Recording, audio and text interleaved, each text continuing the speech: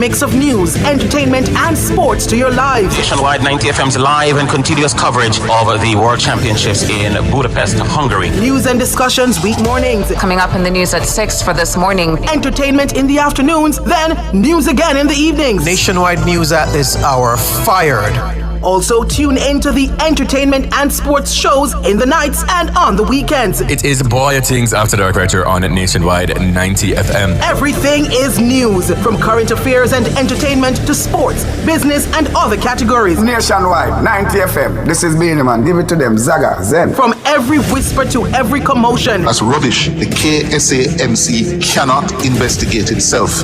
Every news story unfolds here first at Nationwide 90 FM, the new revolution in media. Every sound is a story, and every story we share is news.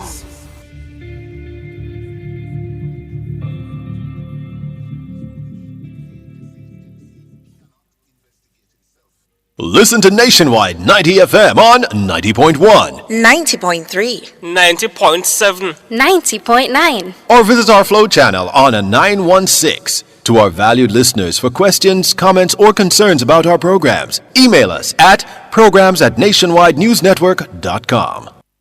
Buy more for less this summer, from cookware to curtains, comforters, and more. The time by H&L Rapid True Value is Nationwide time, 5 o'clock. Label Crafts Jamaica Limited offers exceptional finishes that will make your product extraordinary at an affordable cost. The Temperature by Label Crafts Jamaica Limited, the #1 choice for label printing, is... It's 31 degrees Celsius in Kingston, 30 in Montego Bay. From the Nationwide News Network, comprehensive, incisive, tough, this is Nationwide at 5. Good afternoon, I'm Robianne Williams. And I'm Mahiri Stewart. In Nationwide news at this hour, BOJ says the country's financial system remained resilient, but warns that significant risks remain in the near term. NEC member warns the PNP that the corruption card can't be used to tarnish head of NARA, Major General Anthony Anderson. Anderson's track record is not one full of blemish that it will be so easy to attach certain things to him. The corruption argument not going to be attached to him so easily. I think they've outsmarted us. Water supply level in the Hermitage Dam in St. Andrew has fallen to 49%. Guardsman Group employee injured in the fire at a beryllium compound on South Camp Road in May has died. Mark Golding rejects suggestion for the statutory declaration of parliamentarians to be examined by the FID and not the Integrity Commission. In news from the rest of the world, death toll from tragic boat capsizing in Guyana rises to 10. New UK Prime Minister builds new cabinet after sacking Starmer loyalists. In sports, West Indies may need to go through qualifier to play at ICC 50 over World Cup. And later in our broadcast, in our cover story at 5:35, Health Minister Dr. Christopher Tufton is calling for more dialogue with stakeholders as he again laments that underperformance is partly to be blamed for poor service delivery in public health facilities. Today, what I want to do, and I said it in my sectoral, is to call on all of us to play our part. Dr. Tufton will join us. In the nation's business at 6:25, the 2026 FIFA World Cup wrapped up on Sunday with European champions Spain taking home the trophy after their 1-0 triumph over Argentina. For highlights, we'll be joined by Nationwide sports editor Wayne Walker and CEO of Professional Football Jamaica Limited, Owen Hill. Taking you around the world at 6:45, UK's Prime Minister Andy Burnham has started building his new cabinet after taking office following the resignation of Sir Keir Starmer. You'll hear more. And at 7, it's the comments section. This evening, they're asking, did the right team win the FIFA World Cup? Give us your comments by logging on to our Facebook page, Nationwide News Network, and by tweeting us at Nationwide Radio, and feel free to message us on WhatsApp at 876-285-5693. You can also leave your comments on Instagram at Nationwide 90 FM. All these and more as we take you home on air, Nationwide 90 FM. This Monday afternoon, it's Monday, July 20, 2026.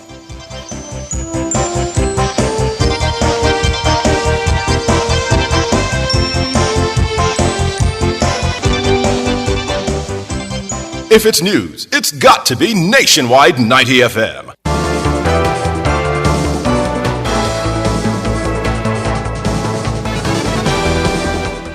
Now to the details. Jamaica's financial system remained resilient despite the sharp economic contraction caused by Hurricane Melissa and geopolitical tensions. That's according to the latest report from the Bank of Jamaica BOJ's Financial Policy Committee released on Monday. But it warns that significant risks remain in the near term. Siobhan Campbell tells us more. The statement from the Central Bank's Financial Policy Committee follows its meeting on July 7. It notes that the domestic economy shrank by 4.1% in the March 2026 quarter, reflecting the effects of the hurricane last October. Despite that, it says key prudential measures across the financial sector stayed within their prescribed thresholds. The statement from the Central Bank's Financial Policy Committee follows its meeting on July 7. It notes that the domestic economy shrank by 4.1% in the March 2026 quarter, reflecting the effects of the hurricane last October. Despite that, it says key prudential measures across the financial sector stayed within their prescribed thresholds. The committee attributes that resilience to the sector's stable financial position, sound regulatory oversight, and broadly stable macroeconomic fundamentals. Over the review period, it says inflation remained within the BOJ's target range of 4 to 6%, while the policy interest rate was cut to 5.5%. Exchange rate volatility also moderated, with the dollar depreciating by just 0.2% year-on-year at the end of March. And the Jamaica Stock Exchange Main Index rose by 8.8% during the quarter, reversing the declines of the previous 3 months. Looking ahead, the committee says geopolitical tensions in the Middle East may ease following the peace deal announced between the United States and Iran. But it cautions that global uncertainty could persist as sources of risk to domestic financial stability conditions that may continue to dampen economic growth and weaken borrowers' capacity to repay, particularly while the recovery from Melissa is still underway. Insurance companies, it adds, may face upward pressure on costs in the wake of the hurricane, with possible implications for affordability and for insurers' profitability. The committee also flags uncertainty over the pace of monetary policy easing amid continuing inflationary pressures and warns that financial market volatility could drive higher valuation losses across institutions. Against that background, stress tests were carried out to assess how well financial institutions could withstand credit, liquidity, and market risk shocks. The committee says the results indicate that some sectors of the financial system generally hold sufficient capital to weather macrofinancial stress, but regulators and institutions will need to remain attentive to institution-specific risk exposures. The committee says supervisors remain vigilant in monitoring risks and are committed to strengthening risk mitigation frameworks. It highlights ongoing improvements in important regulations such as the Twin Peaks model, Basel III implementation, and steps to tackle cyber and climate-related risks, which are all expected to make the system better at handling unexpected shocks. Siobhan Campbell for Nationwide News. A member of the PNP's powerful National Executive Committee, NEC, is suggesting that the corruption card can't be drawn against Chief Executive Officer of the National Reconstruction and Resilience Authority, NARA, Major General Anthony Anderson. The comment was made in a PNP WhatsApp group around the time General Anderson was named as the NARA boss in late May this year. The PNP appeared to be discussing what points to use to attack the government's implementation of NARA. It was suggested that casting General Anderson as a facilitator of corruption would not fly with the public given his record in public service. Maria, the concern I'm raising is this, that Anderson's track record is not one full of blemish that it will be so easy to attach certain things to him. The corruption argument not going to be attached to him so easily, right? In my humble opinion, I think they've outsmarted us and then putting this man now to be a CEO and whatever. Reality is we need to ensure that the average Jamaican is saying we don't care who he is. He could have full of integrity like, wow, he could have been whatever. He's the man who sought out all of the hurricane relief that got it to Jamaica, whether we know it or not. So I would love for us to be able to put that information together, package it for the ground so that the average Jamaican can get that information. Another PNP NEC member told colleagues that the ruling JLP saw NARA's successful implementation as their ticket to a fourth term in office. He said the PNP had to play the right kind of ball game in light of NARA's political importance. Bear in mind that the NARA bill is what the JLP sees as its glory and its savior. for a fourth term and a fifth term or whatever. Speaking to some of them recently, some of the operatives, they see NARA as their way out to get back in tune with the Jamaican public, because they know them in a bad state, the public itself, with the cost of living and everything. So they see NARA as a saving grace, and they are going to do everything in their power to try to get whatever done, which means bypassing like our parish council, which, you know, probably would have do delay tactics and don't get it, which is why they did it that way. But safety standards and these things is a concern. So, well, let's play our ball game of politics. A member of the PNP's powerful National Executive Committee. CEO of the National Reconstruction and Resilience Authority, NARA, Major General Anthony Anderson, says his deliberations with Black River residents during a tour over the weekend are the first of a number of planned engagements as the parish rebuilding plans continue to be finalized. General Anderson toured sections of St. Elizabeth on Friday. It's important from a NARA perspective, one, that we have this first contact. That's kind of informal, but it also gives a chance for people to speak freely about what they think, what they feel, what they would like to see, what are their solutions. And it's interesting, you know, we have elderly people in the community who can tell you 30 years ago things were different and so on. But we also have to impress on people that we have to go with the science. We have to look at what's happening in climate events. We have to bring engineers in to look at what's possible and how best we can put all of this together. NARA's promise is to build back better, stronger, more resilient. And so it was a really good visit and important that we start. This is just the first meeting. There have been many more here, including formal town hall. Black River was one of the worst-hit parish capitals by last year's Category 5 Hurricane Melissa. General Anderson's tour follows a survey commissioned by the St. Elizabeth Homecoming Foundation, which found that many residents remain unclear about the government's plans, including the possibility of relocating sections of the town. The foundation called on the government to change its approach to the redevelopment project, calling for an end to what it describes as top-down policy announcements.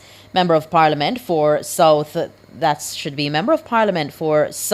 St. Elizabeth, Floyd Green, responded, noting that engagements would be held with residents and business owners in order to keep them up to speed. General Anderson says based on his talks with residents of Parity, opinions are split on the way forward. It was important for me to come down here to see and also to hear from the people of Parity and the people of Black River as to what they think about what has happened, and also just to listen to their ideas about reconstruction and resilience. Particularly in Parity, you had a mixed reaction from people. Some people want to relocate, their houses are gone or seriously compromised, and others want to remain. It's a fishing village. People make their living from the sea. A project that was being done at the fishing beach is now gone, but the people are resilient and they want to go back there. That's how people make their money. They're already putting things back in place to continue. Major General Anthony Anderson, CEO of NARA. The water supply level in the Hermitage Dam in St. Andrew has fallen to 49%. Earlier this month, the National Water Commission, NWC, reported that the dam was at 61% of its 393 million gallon capacity. The supply has now fallen to 195 million gallons. The Mona Reservoir, also in St. Andrew, has also seen a decline in its level and now stands at 71% of capacity. The decline comes as Jamaica continues to experience rising temperatures and worsening drought conditions. Several communities in St. Andrew are currently subject to water rationing implemented by the NWC. The restrictions began on Friday, July 3. In a media release on Monday, the Commission announced new measures for customers in Washington Gardens, Marvelly, and nearby areas. It says a nightly water supply schedule will be implemented between 6 p.m. and 6 a.m. It took effect on Sunday and will remain until further notice. The NWC says it's implementing the schedule to maintain service to the impacted areas. Customers are being urged to store water for use during the regulation period and to conserve during off periods. An employee of the Guardsman Group who was injured in the May 27 fire at a beryllium compound on South Camp Road in Kingston has died. The group confirmed the employee's death in a statement on Monday. The employee was among 3 persons airlifted to the United States after sustaining critical injuries from the fire. Guardsman says since the employee's admission, he received continuous medical attention from a highly experienced team specializing in the treatment of severe burns. But despite those efforts, the employee's injuries proved too severe. The company's executive chairman, Kenneth Benjamin, says it is a heartbreaking day for the Guardsman family. He notes that the group was committed to ensuring that everything was done to give the injured employees every possible chance of recovery. Benjamin says standing at the airside as the victims departed for specialized treatment remains one of the most emotional moments he has experienced. The company says it will continue to provide support to the employees' family. It also notes that out of respect for their privacy, no further personal details will be released at this time. This is the second victim who has succumbed to injuries sustained in the fire. The first victim who died was an external contractor performing work at the facility. He was identified as Richard Maguire. You are listening to Nationwide News at 5. More news after these.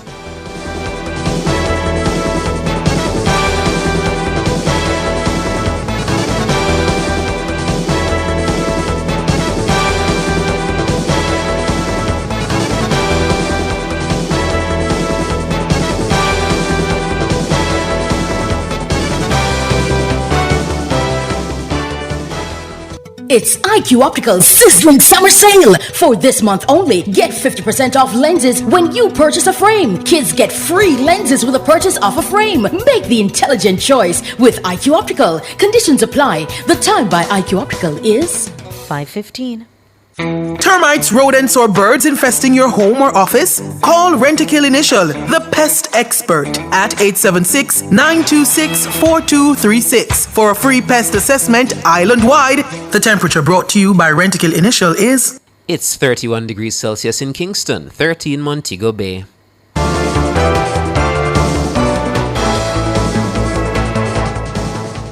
Continuing the news, the number of children killed in motor vehicle crashes since the start of the year has increased by 38% this year.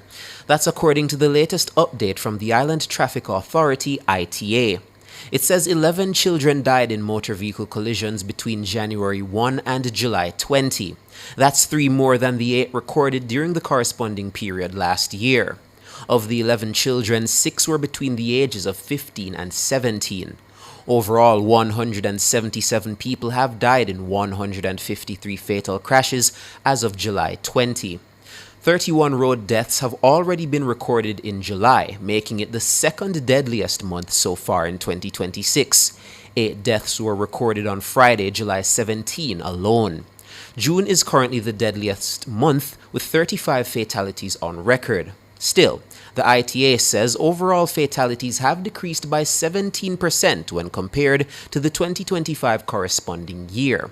The main causes of fatal crashes were listed as excessive speeding, improper overtaking, failure to keep to the proper traffic lane, and other factors. The Member of Parliament for South St. James, the PNP's Nikisha Burchell, says she is the victim of coordinated attacks aimed at defaming her character.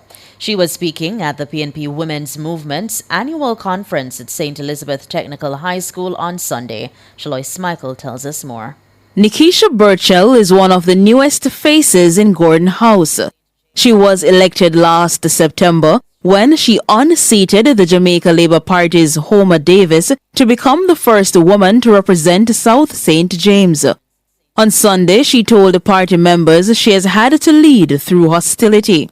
Leadership has stretched me in ways I never imagined. Politics has always been difficult, but today's politics, it is relentless. It is dog eat dog. It is because every speech is recorded and you don't know who's recording when and what they're saying, and every mistake is therefore amplified. Every rumor spreads in seconds. So you'd have seen all sorts of rumors about me and they fly farther than the truth and the positive stories. But for women, the attacks are rarely confined to our work. I've experienced coordinated political attacks, organized campaigns of misinformation, body shaming, gaslighting, and just some deliberate attempts to undermine my credibility before people even engage with me and my ideas.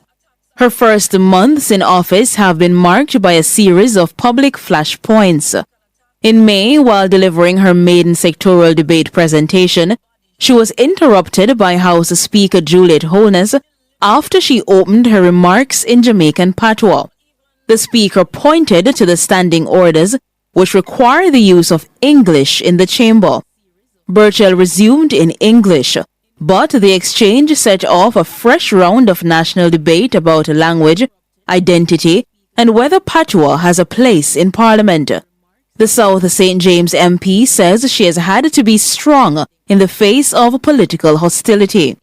Courage is really not absence of fear, because I'm human, so there is fear. But courage is, for me, deciding that your purpose is greater than your fear. I've been telling myself that I have one life to live, and if they take it, that's it. You know, you have one life, and I have to rely on my faith and the trust in humanity to rise above political violence and antagonism, as suggested, whether implicitly or directly, by political leaders who do not appreciate my approach to representation. Days after the patois controversy, Burchell drew the ire of many Jamaicans when she drew a comparison of the House Speaker to a woman attempting to control her spouse within a marriage. That comment, made on a podcast, was also sharply criticized by several government parliamentarians. Some political differences, according to Burchell, are now real worries for her.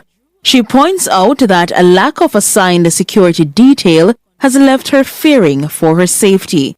Because after threats thrown around across the floor in Parliament more than once by men and by women, after being singled out, exposing me to violent attacks by their supporters online, in person, in the communities as I drive through, I have had moments where political disagreement crossed that line for me already.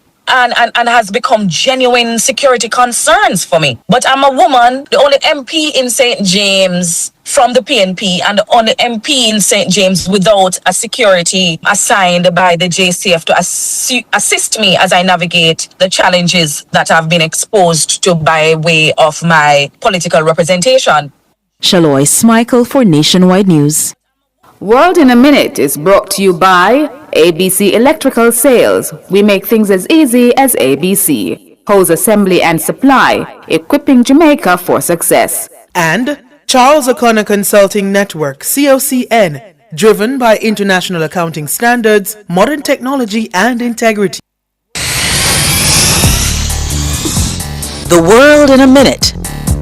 10 people are now confirmed dead following the sinking of the MV Barima in Guyana over the weekend. In an update, the government said 2 bodies were found at 10:35 Monday morning. 8 more bodies were recovered by midday. The government further announced that the sunken boat has also been located. UK's Prime Minister Andy Burnham has started building his new cabinet after taking office on Monday. Burnham is the 5th Prime Minister in 4 years following the resignation of Sir Keir Starmer. He has since fired several allies of Starmer from cabinet. Headlining those who have lost their jobs are Deputy Prime Minister David Lammy and Chancellor of the Exchequer Rachel Reeves. To replace them, Burnham has appointed John Healey as the new Chancellor, while Ed Miliband becomes Foreign Secretary. World in a Minute was brought to you by ABC Electrical Sales. We make things as easy as ABC. Hose assembly and supply, equipping Jamaica for success. And Charles O'Connor Consulting Network, COCN, driven by international accounting standards, modern technology, and integrity.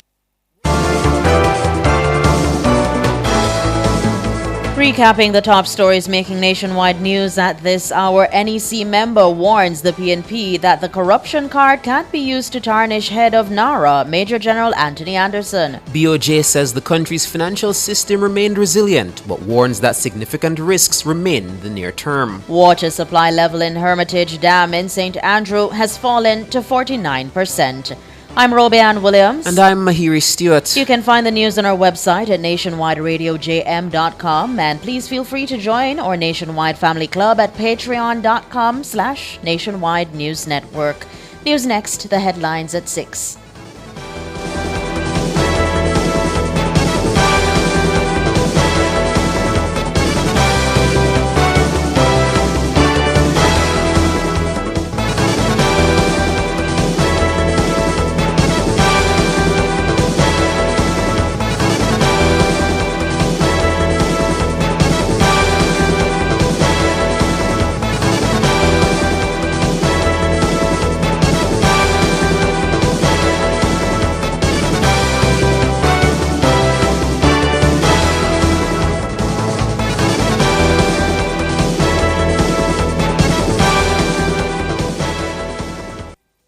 Nationwide 90 FM, continuing the tradition of fair, fearless, and factual reporting.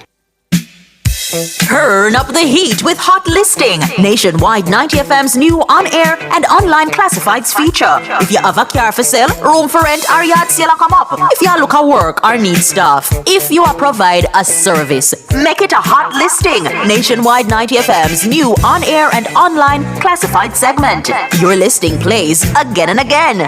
From morning till evening. You sing it, we play it. You say it once, Jamaica hears it all day, every hour. Contact our sales team now at 876-630-1210 or sales at nationwidenewsnetwork.com. Hot Listings on Nationwide 90 FM, a new revolution in media.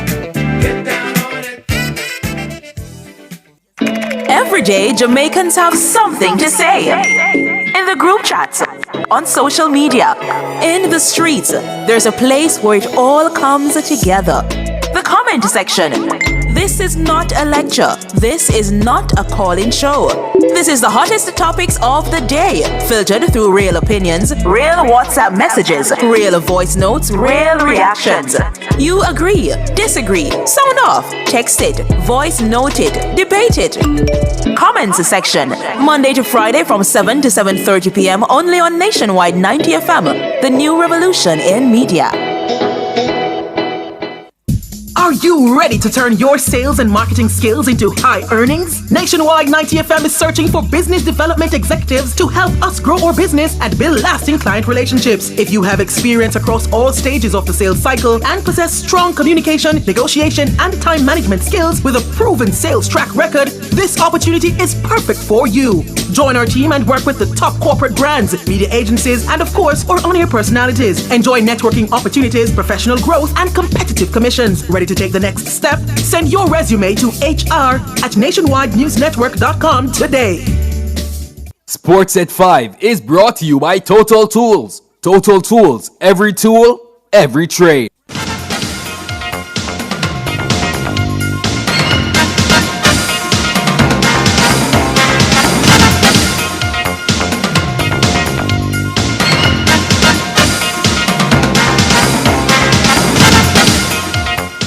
Hello, good afternoon, and welcome to Sports here on Nationwide 90 FM. I'm Wayne Walker. Jamaica ended its campaign at the 2026 Cricket West Indies Rising Stars Under-19 tournament with a crushing 7-wicket defeat to champions Barbados at Bethesda in Antigua on Monday. Giovanni Gray at 24 and Joel Williams, 18, were the only batters into double figures as Jamaica were bowled out for 107 in 27 overs. Zarel Harding bagged 4 wickets at 24 runs, and Justin Paris picked up 3 for 17.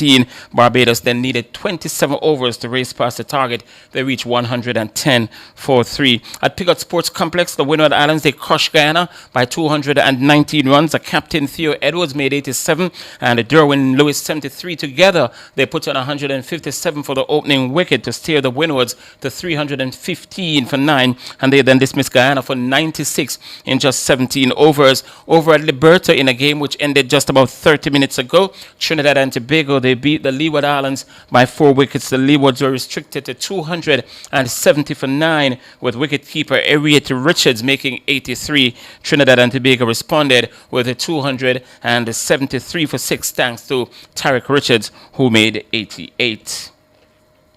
And for the first time for the third time in a row, the West Indies cricket team may have to go through a qualifier if they are to play at the ICC 50-over World Cup, which is scheduled for next year in South Africa and Zimbabwe. The Windies managed to secure a spot at the 2019 World Cup through the qualifiers, but they missed out on the 2023 event and are on the verge of playing on a high-stakes qualifying event early next year, then potentially featuring in the 3-team Super Series at the start of the World Cup itself to have a chance of progressing further. The top 8 teams of the world ranking as at March next year will qualify automatically for the World Cup, and they'll be joined by the host countries, in this case, as I mentioned, South Africa and Zimbabwe. At the minute, the West Indies are 10th in the ICC world ranking, so there's still some ways to go. Now, Sunday's defeat in the 4th one-day international at the Kensington Oval in Bridgetown, Barbados, meant that the West Indies team lost the series. They're now trailing 3-1 with 1 game to play, and that has now put them in a position where they may finish out of the top 8 come cutoff stage next year. What is really, really disconcerting for West Indies is that they have only one more series before the cutoff. That series is a 5-game affair over in India next year, and that is even more difficult. And West Indies are playing New Zealand, as I mentioned, on Tuesday, starting at 1:30 p.m. Jamaica time in the final game at the Kensington Oval in Bridgetown, Barbados. The batting so far for the West Indies has been woeful this tournament, and this to include the captain, Shea Hope. Hope started the series with a good score of 87. That helped the West Indies to pull off victory in the opening game, but he has registered single-digit scores in the following 3 games, all of which the West Indies have lost. Hope says, though, he cares only about what he does on the day. Form, somebody always say, I don't really believe in form. It's about doing what's required on the day. You know, these games you'll be batting really well and don't get much, and vice versa. Some games you feel out of sync and you come in and score runs. So it's just about being able to execute on the day, doing whatever is necessary and what is required for the team on a given day. But personally, I always feel good going into the game. Once I cross that line, I always believe that I can get the job done. So the main aim for me is just trying to execute under pressure. That's West Indies white ball captain Shea Hope. It's a big day tomorrow at the Kensington Oval in Bridgetown because Cricket West Indies will be honouring Kemar Roach for his 300th test wicket achieved against Sri Lanka, and the honouring will take place during the innings break with officials from Cricket West Indies and the Barbados government on the field. And we close out with a bit of news on athletics because multiple 800 meters champion Natoya Gould-Toppin is on the comeback after suffering a heart scare earlier this year. The 10-time national champion says she had an illness in January, but she recovered well to take her place at the World Indoors in Poland, where she just missed out on the final after finishing 4th in her semi-final. And she says things went downhill after her return from the Central European country, Poland that is, where she started experiencing heart issues. And she told Leighton Levy on the Mr. Analyst podcast the moment she knew something was off. I could barely run. I was running 9 minutes per mile and I was out of, like, every 5 minutes I run, I had to stop and catching my breath. So the Saturday, I told myself, I'm going to wait out a little bit. And like I waited a little bit. And I told myself I was going to go upstairs to get my allergy pill because, you know, it was allergy season still. And when I went upstairs, I was standing beside my bed and I just got dizzy. Like, I get super dizzy and I just went on the ground, like sweat dripping down off my nose. And after a few months out, she came back to run 2 minutes 05 at a meeting in the USA a couple of weeks ago. And she continues to train at her South Carolina base. The former Commonwealth and Pan American Games champions contract with Adidas ended earlier this year after 11 years with the German manufacturers. And the 35-year-old is now eyeing the World Championships in Beijing, China. And that's next year. And the Los Angeles Olympic Games in 2028 as her last major championships. But her, without a shoe contract at the minute, she says it's been very, very difficult. Because I have to run times to get into meets and stuff. I run 2 minutes, but you know, like it's kind of hard when, you know, especially that I don't have a contract now as well. It's kind of hard to get to meets, like even go to Europe because you gotta have money to go. And I'm not a part of like a club or anything like that. And they're looking at my age as well. You know, they want the little younger ones and everything. But the thing is, I'm still running with these youngsters, even though I'm like 35. Natoya Gould-Toppin. And that will do it for sports at the minute. We're going to come back at 6:05 though with much more in our major sportscast.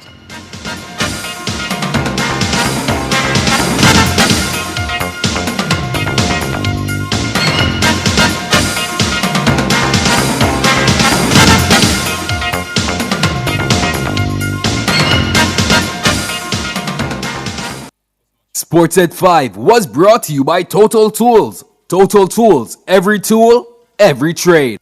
For all your custom framing, printing, graphic design, and purchase of art, Make It Frame Art Jamaica Limited, serving you for over 40 years. The time by Frame Art Jamaica is 5:33.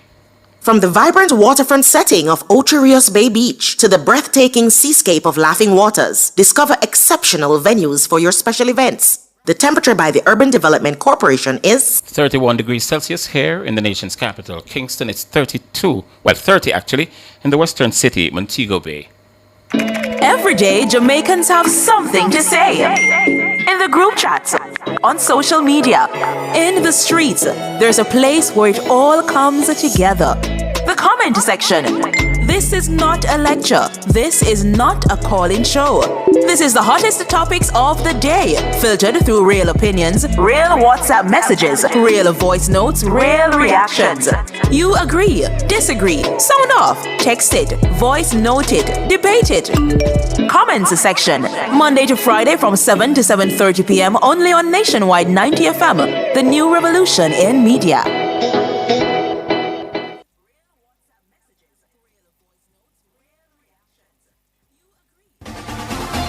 For all your electrical needs, visit ABC Electrical Sales. They stock a wide variety of electrical supplies including plugs, switches, panel boards and conduits, plus energy-saving fixtures.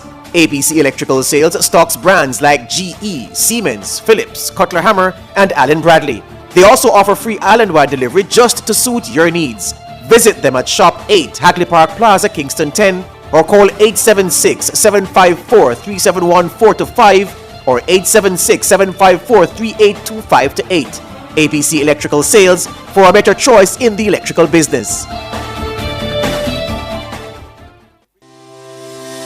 Hi, I'm Chris Tufton, Minister of Health and Wellness. July is Healthcare Workers Appreciation Month, and I want to salute all our healthcare workers for their work. You are the vanguards of our health, and I have experienced firsthand your commitment, service and sacrifice. Thank you for all that you do.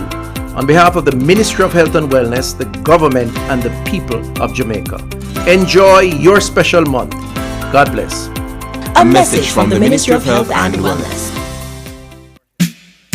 Turn up the heat with Hot Listing, Nationwide 90 FM's new on-air and online classifieds feature. If you have a car for sale, room for rent, or yard sale come up. If you look at work or need stuff. If you provide a service, make it a Hot Listing, Nationwide 90 FM's new on-air and online classified segment.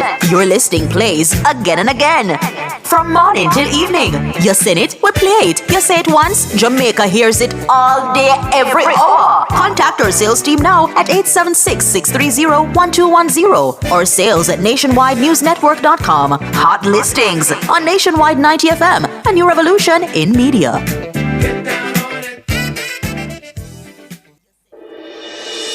Tune in to Nationwide 90 FM, the new revolution in media. Stay ahead of the curve with our cutting-edge reporting and accurate breaking news coverage. We are having an earthquake.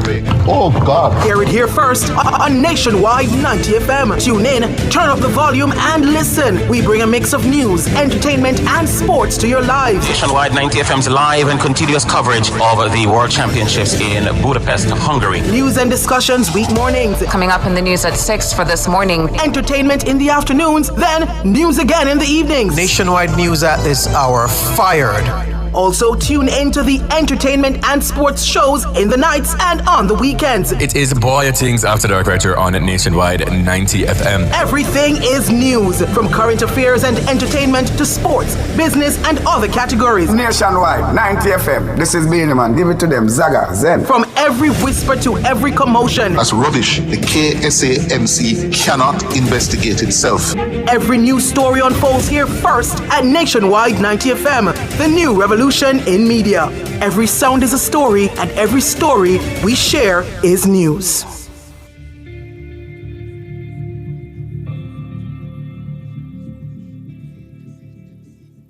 Cover Story is brought to you by Multilink. Roll with control. Use Multilink. Safe, fast, and accepted in more locations. Multilink. Access every time, everywhere I go. Multilink. 24/7 access for me. It's just a win-win when we use Multilink. This card is Jamaican built, yeah. Fast and secure, you can use anywhere. Spend while supporting the economy. Look for the Multilink logo on your card and benefit from Jamaica's largest debit payment network. Multilink. 24/7 access for me. What would I do without my Multilink?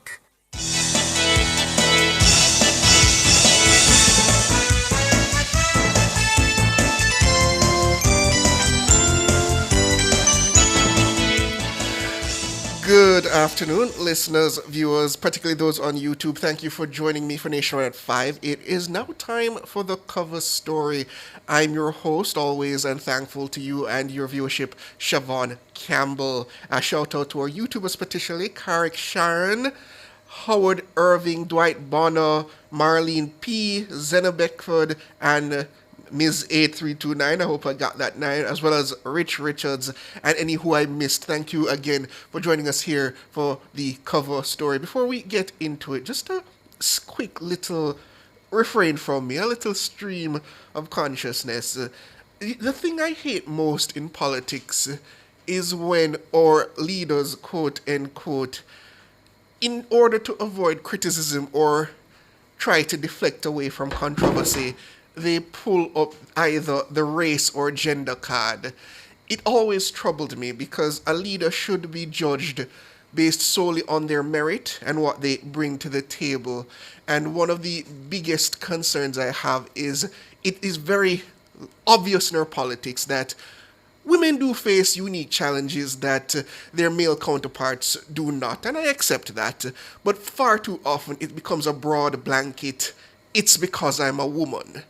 And it even falls further flat when someone pulls for that card to avoid a controversy where she herself has used vitriolic and otherwise what I would say contemptuous and misogynist statements in relations to a fellow female parliamentarian. It just seems so disingenuous to then use that claim of female-based political victimization as a defense. So I just leave that there, listeners. I'm not going to say who I'm speaking about. I'm just going to leave that there and now move on. So we have matters of health to deal with this afternoon because Health Minister Dr. Christopher Tufton is calling for a broader dialogue with stakeholders as he again laments that underperformance is partly to blame for poor service delivery in public health facilities. In a nearly 7-minute long video posted on his Instagram account this Monday, the minister urges all practitioners to play their part. There are some 24,000 medical professionals across the public healthcare system. In 2025, it served nearly 3 million people, administering over 3 million prescriptions and completing some 70,000 surgeries. Dr. Tufton says while the public system is catering to many, there are others who have had unfortunate experiences.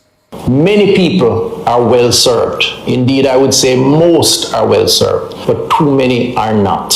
And they are not because it's a resource issue or a resource issue alone, but because the service level, those who are to carry out their responsibilities, too often, too many of us are not. And I'm not going to apologize for saying so. Today, what I want to do, and I said it in my sectoral, is to call on all of us to play our part. That's Health Minister Dr. Christopher Tufton. According to him, the ministry's accountability framework is intended to address these issues. The framework is expected to address the welfare of staff, but it is also expected to monitor and assess the performance of medical professionals. Dr. Tufton says he's seeking further engagement with stakeholders in an effort to improve the service delivery. And the Health Minister joins us now. Good afternoon, Minister. Hi, good afternoon to you and your listeners. It is good to hear from you, Minister. So you're stirring up quite a bit because of that post on Instagram this morning about your concerns about the underperforming aspects of the healthcare system. But I think a lot of Jamaicans make the mistake of viewing specific criticism as a generalized statement. And certainly you never meant to say generally the staff in the healthcare system is underperforming, correct? No, well, not at all. In fact, just to be clear, first of all, it's 3 million visits, not necessarily 3 million people who visit the health centers. So many visit multiple times. Secondly, it's important that we don't just categorize the challenges around clinicians because they are administrators also. There are CEOs and other administrators. But you're right. The resource allocation to health over the last 10 years has been significant. The build-out in some instances is still going on. But the reports that we receive, and we do track the reports, some of them directly to me, some through the complaint system, suggest that a lot of these things could have been avoided if a number of things took place. In the first instance, if there was basic clarity around questions, like what does triaging mean? Is it a first come, first serve, or is it based on life-threatening injuries or situations? Secondly, the administration along the continuum of various departments, so moving persons from A&E into bed space, where, we saw with the university system where there was a lot in A&E and beds on the wards that were not utilized. That's bed management, the function is called. Thirdly, the relationship between the different stakeholders, including some external contractors who offer things like portering service to keep the bathrooms clean, to keep the garbage in a particular space.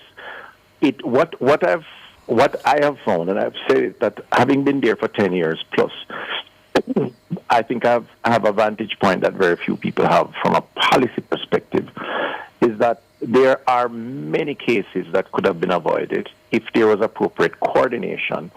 And while I do agree that sometimes more resources are necessary, I don't think the primary concern is a resource issue. I think a big part of the challenge is just the management and the leadership at all levels. And we have to get that right if we're going to see a commensurate level of improvements along with the resource that is being spent on health, including the buildings that are being built out to be opened, like Spanish Town, Cornwall Regional, Western Shell, and others. Please stay with me, Dr. Tufton, because I really would like to disaggregate what you consider a resource challenge versus what you consider just a matter of a general administrative challenge. Please stay with us. We're up on a break.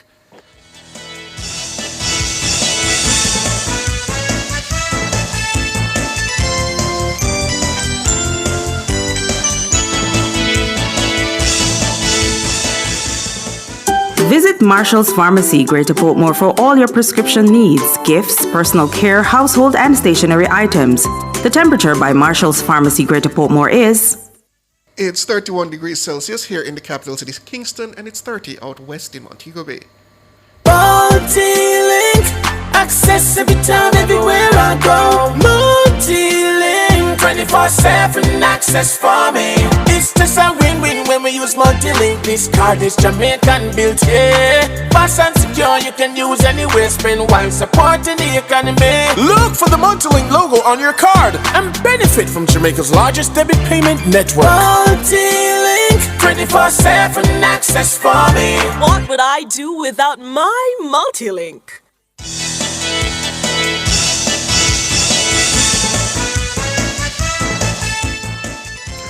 Welcome back, listeners and viewers, to the cover story. We're talking with Health Minister Dr. Christopher Tufton as he continues to raise concerns about what he considers to be a segment of the healthcare system that is underperforming.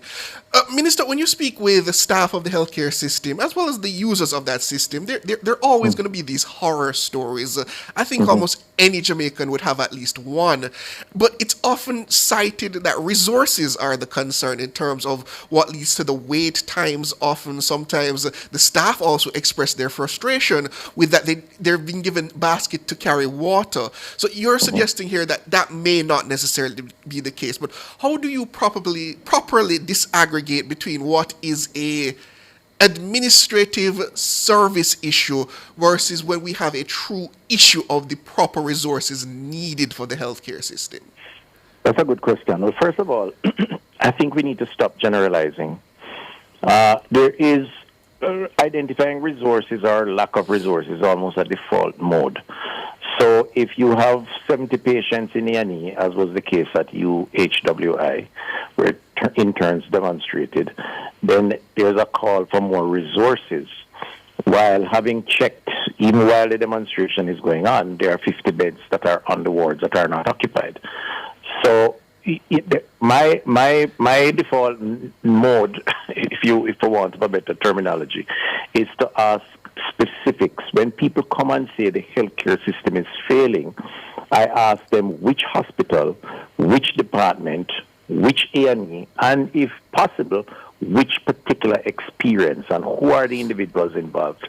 Because I think people tend to dodge the specifics by generalizing, and it's unfair to those who perform. And again, there are many who perform. There are many who have a passion for the job. There are many who give service above self, because it is that type of sector or industry, working long hours. But there are others, frankly speaking, who don't. And while we are always evolving, the challenges, basic empathy for what you do is fundamental. And I don't think it can be seen as just a job. It has to be seen as a passion for the job. And frankly speaking, too many people don't have a passion for the job. Now, we could broaden the conversation and say we have a national issue around this kind of approach. And I would agree with you, Dr. Tufton. And so the health system won't escape that. But you know why the health system is always discussed? Because the health system involves sickness, it involves death, it involves pain and suffering. It involves people at their most vulnerable. That is the point. So health is always going to be more controversial than most. When you go to the tax office, you wait, or to even the private bank, people don't complain, or they mumble and they wait because they want the service. You go to an A&E and you have a headache, you think it's the worst pain ever. There's going to be a lot of noise around not being able to see a doctor, or even to be triaged, or for someone to just speak to you, or a bathroom to be used while you are in a physical or mentally debilitating state. So we have to, frankly speaking, try harder. And that's why I think the government's budget has moved from 60 to 140 billion, because I am genuinely of the view, having been part of the system over the time, that this government has recognized the concerns, the Prime Minister and all of us, and has made the resources available. Another issue around the accountability framework is just the lack of financial accountability, where the public bodies, 13 of them, in many cases have not produced audited financial for many years. Now, that is a problem. And part of the accountability framework is for everyone to play catch-up. Now, some have been working diligently at it. Some of the regional authorities have moved from 12 years old when I took over to 3 and 4 years, and they are working on it to get it down to current. The example, of course, that everybody should follow is the National Health Fund. The National Health Fund has won numerous corporate governance awards for their efficiency in administration. And I say if they can do it, so can all the other units. If you look at specifics, I met with the consultants today, their union, and also the Jamaica Civil Service Association, because we're actually consulting while we try to address the issue. And I said, I have to use the physiotherapy department at the University of the West Indies because of an unfortunate situation I had a few years ago. It's one of the best run health departments that I have experienced. It's clean. The people are courteous. Now, yeah, you can argue I'm the minister, so, maybe they treat it different. But I've heard other stories of a professionally run organization or unit within a hospital setting. But, Dr. Tufton, and I think if the that can be argument must be accomplished, made. if that can be accomplished without an accountability framework, certainly then just a simple accountability framework by itself won't be enough, because just meeting the bare minimum standards, as many people are doing, that's what people try to do when they simply, as you say, have no passion for the job. How do you address that lack of passion and the need for courtesy and empathy in the healthcare system? Well, first of all, there is a dysfunctional culture within the health space that has developed over time. UWIC clearly has that. The Auditor General report certainly suggested that the people have been doing things over decades and it just became normalized. How do you deal with that? Well, first of all, we have to dialogue, and this is why I think this dialogue is important. And I don't sweat the criticisms. I mean, as a matter of fact, I like the engagement, even when it is extremely critical of me. And I know there are people who criticize for different motivations, but some of them are genuine, and I'm prepared to accept them. But there's a dialogue, and I think as a country, we need a national dialogue about enhanced service levels. Secondly, we have to look at how we accommodate that through policy changes, legal changes, training, and leadership. And that may mean that we have to remove the square poles in round, or square, what do you call it? Square poles in round holes. Yes. In other words, some people may not be suitable for a particular role, which is why I think, again, at the risk of offending some persons, we have to open up the space. The truth is we have shortages of persons because of limited training. And indeed, some people are playing roles that probably they should not be playing. The Cabinet has approved an international recruitment unit. We have signed MOU with other countries, Philippines, India, Nigeria, Ghana. We have some people coming in. We have 50 specialist nurses coming in from Ghana in hopefully a few weeks. Now, this is not an attempt at replacing our local people because we have given the Barwin Scholarship to train people. I do believe we need an institute, and I'm working on that, for health care training. I do believe that persons in leadership and management should be required to train and refresh their training each year, as lawyers do to qualify for their licensing. And that's something that I think, I'm going to certainly push for in health. So if you're a CEO or you want to be an SMO or a head of nursing, you should be given not just one-off Isn't there training, an but ongoing institution, training. and I know for specifically nurses, isn't there an institution that does that continual assessment in order to be a licensed practitioner? And I believe one exists for doctors as well, isn't The it? registration councils, yes, but I think the training has to be more consistent, more in keeping with what is required beyond the technical competence, and more in terms of the people skills. One of the things that we need to do is to have a discussion with the training institutions. When a nurse or even a doctor was trained in the past, the apprenticeship period where they understudy a professional had a lot to do with not just clinical competence, but also the transfer of bedside manners to how to treat with patients. Frankly speaking, I find that is lacking. And it may mean that the challenges have evolved over time because we've become a much harder society from the influence of various environmental factors, and therefore we need to adjust that. But I do believe that it takes a lot more than good technical skills to administer optimal care. It's really also about how you treat people, and therapy really begins with how you interact with persons. And that is lacking. I'm a behavioral scientist, I'm not a clinician, and I fully believe in how you motivate people to perform, and it can be positive or negative depending on what the circumstances are. So we need to do some work there. But again, there are good examples in the system. They are, and one of the things we wanted to do as part of the accountability framework is to showcase those good examples.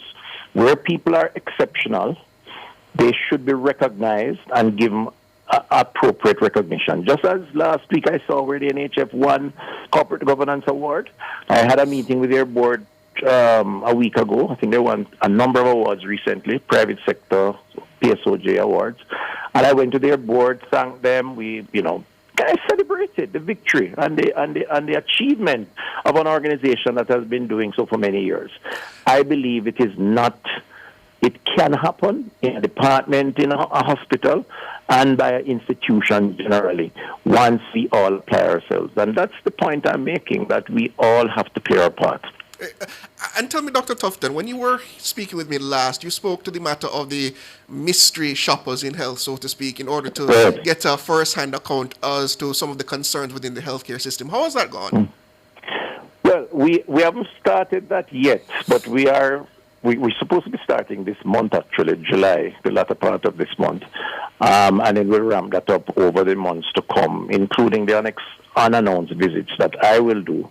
So once we're putting the final touches to that, what we're actually doing now is auditing based on the interns who I think had a genuine concern around their overnight rest areas and so on. We're doing an audit. We got some of the results, and we're waiting on some clarity. And the team in the enabling environment, the new unit created, have gone out to do an examination. And that will lead to some instructions to the regional authorities, because I do believe that people who work long hours should have an area to refresh themselves and to rest a bit. And it is a valid concern that too many of the hospitals don't have. So that is taking place. Outside of that, the team is in the field dealing with concerns that have been raised, because we get concerns every day. And we expect in September to comment, and a quarterly comment beyond that, on the accountability framework. So that is, I am now I met with management. Today I had a meeting with all the CEOs and SMOs and the RDs. Before that I had meetings with 2 of the major unions. Last week I met with 25 of the unions. And we have tried to bring as much clarity as possible as to why this is important for all concerned, for greater efficiency and so on. And then now the assessment hopefully to be done later on. So come September, I'm hoping to be able to comment on where we are, who is exceptional, and who needs to do more work. Understood. Health Minister Dr. Christopher Tufton, thank you for joining us, Minister. All the best. Thank you. Bye-bye. The headlines are next, listeners. Please stay with us. We come back at 6:25.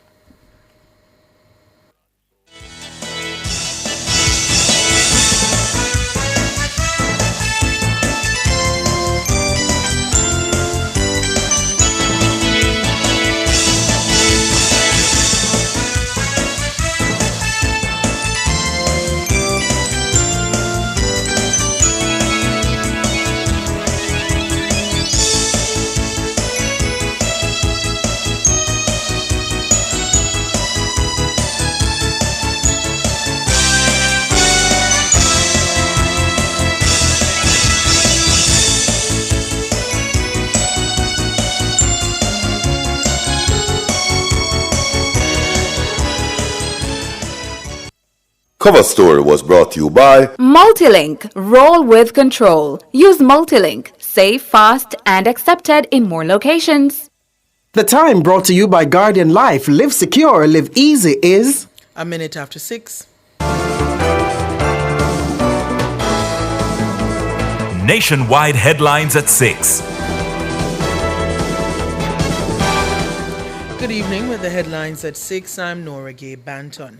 Jamaica's financial system remained resilient despite the sharp economic contraction caused by Hurricane Melissa and geopolitical tensions. That's according to the latest report from the Bank of Jamaica, BOJ's Financial Policy Committee, released on Monday. But it warns that significant risks remain in the near term. The statement from the Central Bank's Financial Policy Committee follows its meeting on July 7. It notes that domestic economy shrank by 4.1% in the March 2026 quarter, reflecting the effects of the hurricane last October. Despite that, it says key prudential measures across the financial sector stayed within their prescribed thresholds.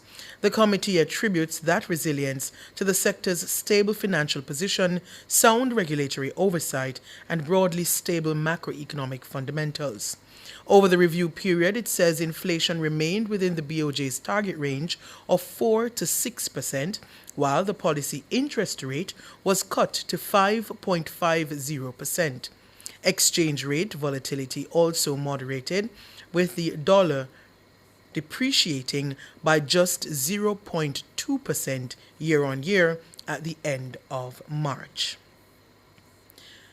A member of the PNP's powerful National Executive Committee, NEC, is suggesting that the corruption card can't be drawn against Chief Executive Officer of the National Reconstruction and Resilience Authority, NARA, Major General Anthony Anderson. The comment was made in a PNP WhatsApp group around the time General Anderson was named as the NARA boss in late May this year. The PNP appeared to be discussing what points to use to attack the government's implementation of NARA. It was suggested that casting Major Anderson as a facilitator of corruption would not fly with the public, given his record in public service. Maria, the concern I'm raising is this, that Anderson's track record is not one full of blemish that it will be so easy to attach certain things to him. The corruption argument not going to be attached to him so easily, right? In my humble opinion, I think they've outsmarted us and then put in this man now to be a CEO and whatever. Reality is we need to ensure that the average Jamaican is saying we don't care who he is. He could have full of integrity, like wow, he could have been whatever. He's the man who sought out all of the hurricane relief that got it to Jamaica, whether we know it or not. So I would love for us to be able to put that information together, package it for the ground so that the average Jamaican can get that information. Another PNP NEC member told colleagues that the ruling JLP saw NARA's successful implementation as their ticket to a fourth term in office. He said the PNP had to play the right kind of ball game in light of NARA's political importance.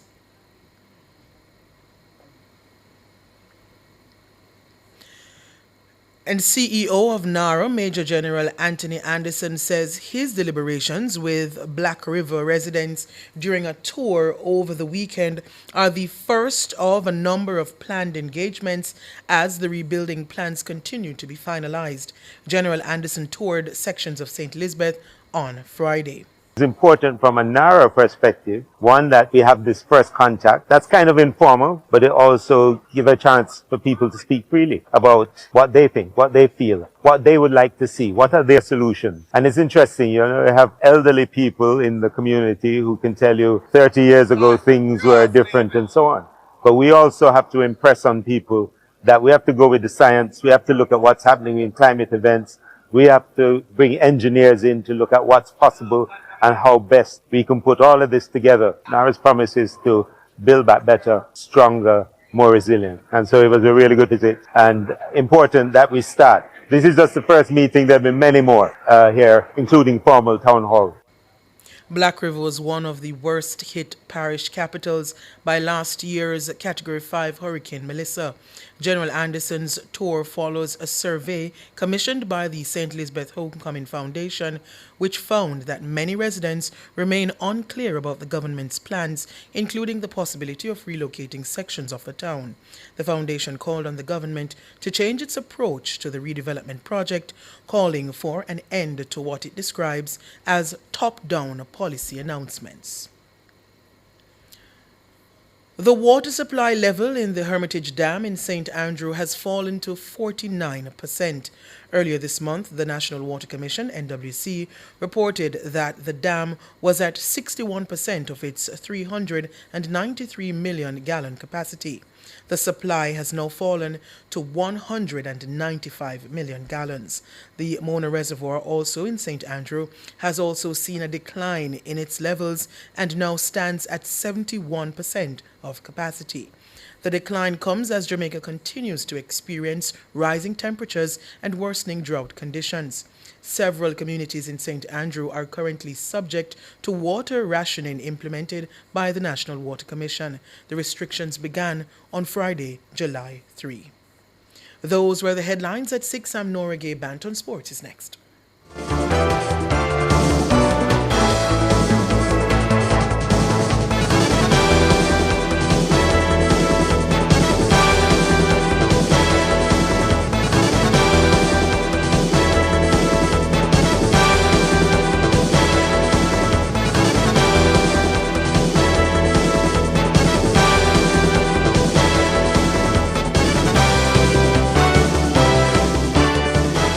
Enjoy peace of mind knowing that your hard-earned money is protected by the JDIC. That's right, the JDIC through the Deposit Insurance Scheme guarantees up to $1.2 million of your deposits in commercial banks, merchant banks, and building societies. This means your deposits, such as your savings and checking accounts, are covered. Rest easy knowing that your deposits are secure. Your deposits always protected. For more information, follow us on Facebook, Instagram, and Twitter at JDICJAM or visit our website at www.jdic.org. JDIC, protecting deposits for you and me. For all your electrical needs, visit ABC Electrical Sales. They stock a wide variety of electrical supplies including plugs, switches, panel boards, and conduits, plus energy-saving fixtures. ABC Electrical Sales stocks brands like GE, Siemens, Philips, Cutler Hammer, and Allen Bradley. They also offer free island-wide delivery just to suit your needs. Visit them at Shop 8, Hagley Park Plaza, Kingston 10, or call 876-754-3714-5 or 876-754-3825-8. ABC Electrical Sales, for a better choice in the electrical business.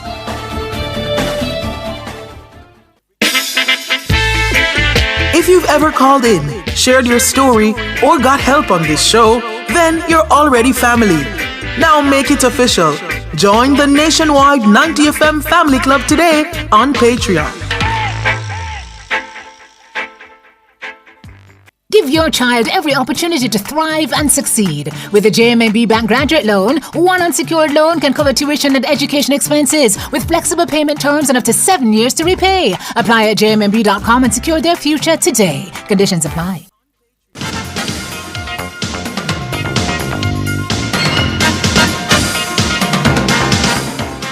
Hello, good evening, and welcome to Sports here on Nationwide 90 FM. I'm Wayne Walker. We start with the news on cricket. Jamaica ended its campaign at the 2026 Cricket West Indies Rising Stars Under-19 tournament in Antigua with a crushing 7-wicket defeat at the hands of the new champions Barbados. Giovanni Gray, 24, and Joel Williams, 18, were the only batters into double figures as Jamaica was dismissed for 107 in 27 overs. Zarel Harding bagged the 4 wickets at 24 runs, and Justin Parris 3 for 17. Barbados then needed 27 overs to race past the target. They made 110 for 3. Over at Pigott Sports Club, the Windward Islands crushed Guyana by 219 runs. Their captain Theo Edwards, 87, and Derwin Lewis, 73, put on 157 for the opening stand as they steered the Windward Islands to 315 for 9. They then dismissed Guyana for 96 in just 17 overs. While at Liberta, Trinidad and Tobago, they defeated the Leeward Islands by 4 wickets. The Leewards were restricted to 207 for 9. Wicketkeeper Erity Richards made 83. Trinidad and Tobago raced to 273 for 6. Tariq Richards top scored with 88. And for the third time in a row, the West Indies may have to go through a qualifier if they are to compete at the ICC 50-over World Cup in Africa. South Africa and Zimbabwe come next year. The Windies managed to secure a spot at the 2019 tournament through the qualifiers. We're not so lucky 4 years later, and they're on the verge now of playing in a high-stakes qualifying event early next year, then potentially featuring in a 3-team Super Series at the start of the World Cup itself, if they are to make further progress. The top 8 teams in the world ranking as at March 2027 will gain automatic qualification to the tournament along with the tournament hosts, South Africa and Zimbabwe. At the minute, the West Indies are occupying number 10 position on the world's listing. Sunday's defeat to New Zealand in the 4th One-Day International the Kensington Oval in Bridgetown, Barbados, meant that the Windies lost a series with just 1 to go. And a five-game series in India is the only other series they have before the cutoff in March in next year. So it's going to be difficult based on that for them to get into the top 8. And so they face the Kiwis in the 5th and final game on Tuesday at the Kensington Oval in Bridgetown, Barbados. The West Indies batting has been woeful all series long, and that to include their captain Shea Hope. In fact, Shea opened the series with 87. That led the West Indies to victory in the opening game. Then he registered 3 single-digit figures, all of which led to the West Indies losing the games.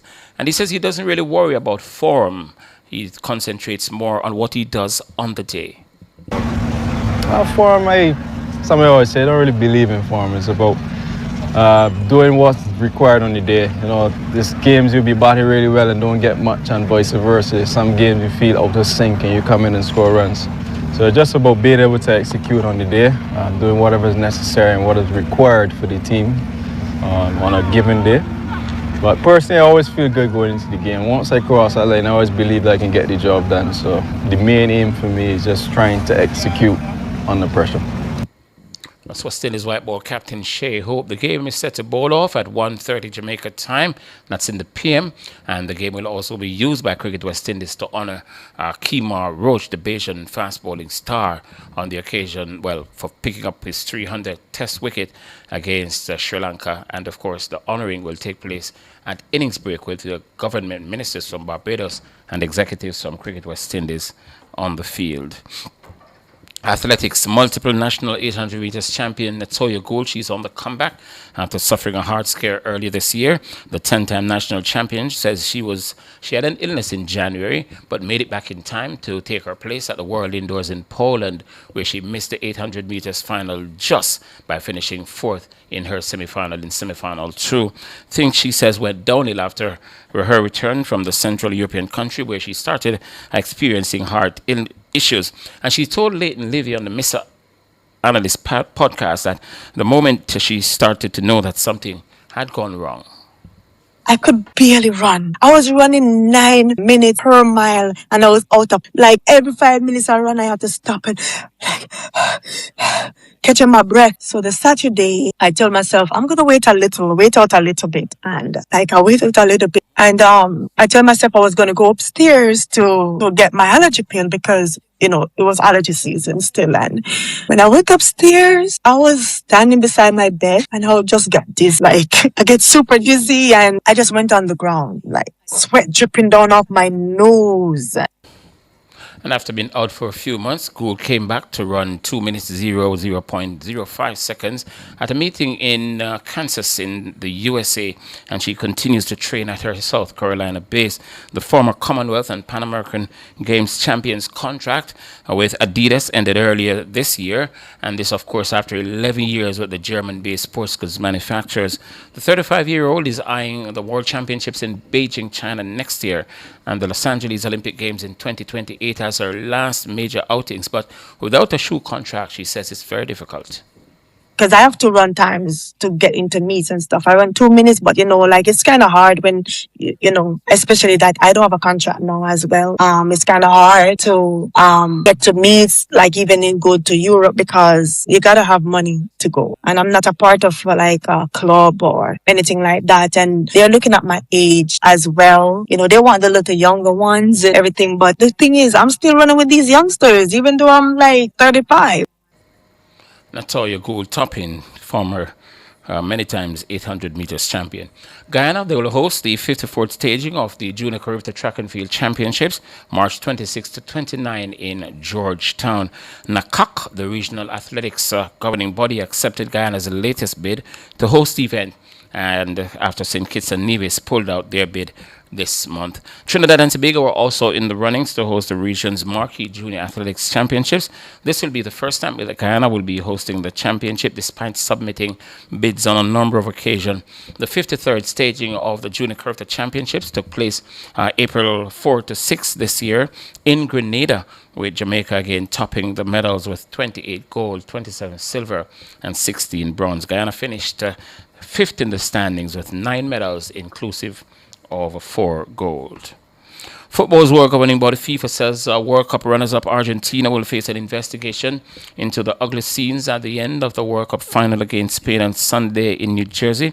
FIFA's disciplinary committee has appointed a disciplinary and ethics prosecutor to assess what happened after the final whistle at MetLife.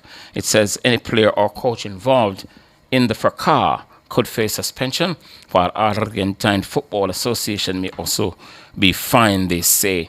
Members of the Argentina team and backroom staff were involved in altercations with Spain players as they began to celebrate their World Cup success. Manuel Molina, Alejandro Paredes, and Thiago Almeida, and assistant coach Roberto Ayala all appeared to be involved. It was initially reported by FIFA that Paredes had been sent off by referee Slavko Vincic after he pushed the Spain player Eric Garcia by the throat. FIFA had already begun the process of potential disciplinary action against Argentina after their players held a banner in support of their country's claims to the Falkland Islands following their 2-1 semi-final victory over England. Former Newcastle, England and Liverpool legend King Kevin Keegan has died at the age of 75 after a battle with cancer.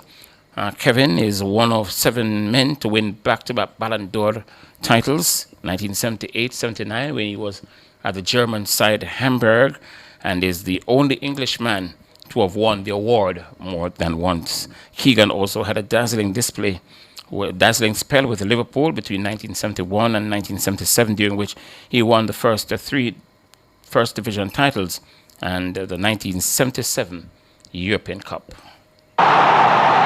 He made his mark at Wembley too, again twice on the score sheet as Liverpool beat Newcastle in the FA Cup final of '74. Oh, and yes, it's there by Keegan! A lethal finisher and accomplished header for a man of his stature, spent 6 seasons at Anfield, scoring 100 goals as part of a famous strike force with John Toshak. Well played, Mighty Mike. And finally in sports at this time, Jamaica's leading female tennis player, Alyssa James, says she's fully looking forward to the US Open at Flushing Meadows in New York in the summer. The 18-year-old player is coming off a creditable showing at the All England Wimbledon Championship, where she exited at the second round. James says the confidence gained from Wimbledon will serve her well in the Big Apple. Well, I think it sets me up by giving me more confidence, knowing that I can compete at this level and against these girls, and it gives me good experience. So being in a similar environment at the US Open, it'll feel more familiar, and I'll be more comfortable and confident there. Of course, the US Open is set for August 30 to September 13, and James, who admits to patterning herself off the world's number 3 ranked, and then another American player, that's Jessica Pegula, says she shortly begin preparation for appearance in New York. I would say I have a similar game style to Jessica Pegula, so more of a aggressive baseliner with the ability to move forward when necessary. I would describe my game style like that. So I think the biggest tournament left for me this year is US Open at the end of August. It's going good. I'm going to start preparation soon and looking forward to that.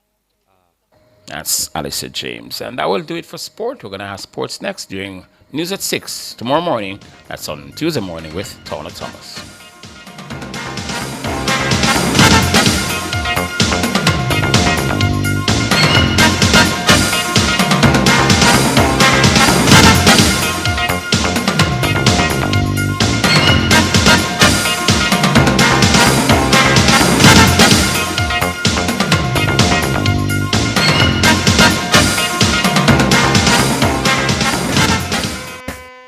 From the biggest tracks to the biggest energy, Nationwide keeps it moving.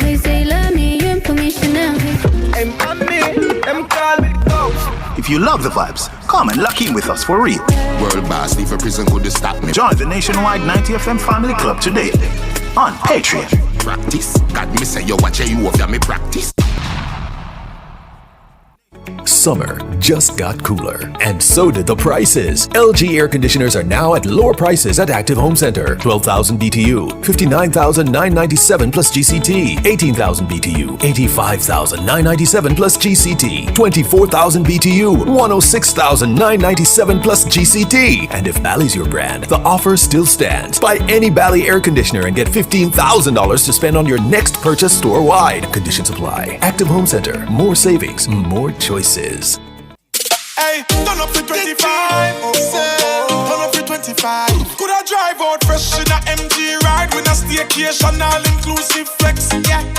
I touch a million cash. Yes. Smart TV, PS5, and home upgrade. Turn up your winnings this summer with Digicel. Sign up or switch to postpaid or Digicel Plus. Buy a SIM. Top up with 5 bills or more. Buy a 7-day plan or higher. A smartphone deal or just pay your bill. Authorized under Section 58.3 of the Betting, Gaming and Lotteries Act. Promotion period June 24 to September 5, 2026. Visit DigicelJamaica.com for terms and conditions.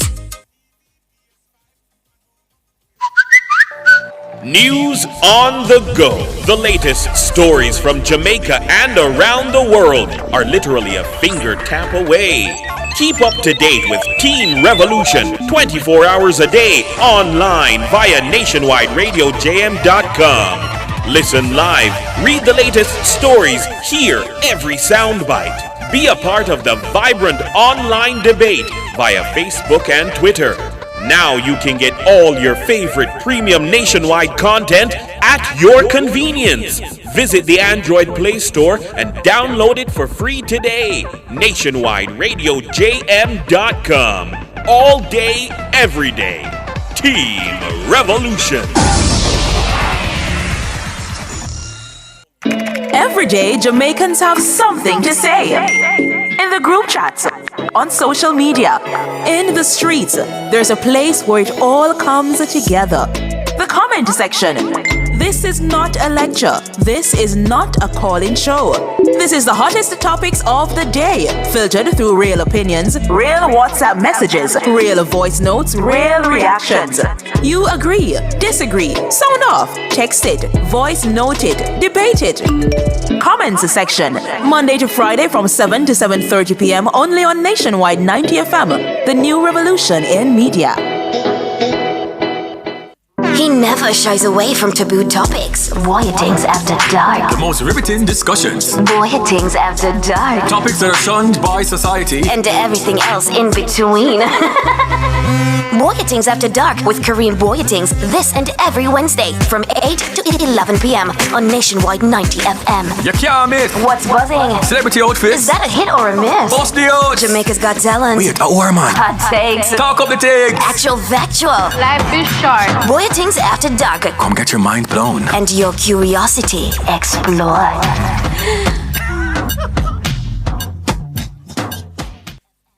The Nation's Business is brought to you by the Jamaica International Financial Services Authority, promoting transparency, trust, and sustainable investment growth.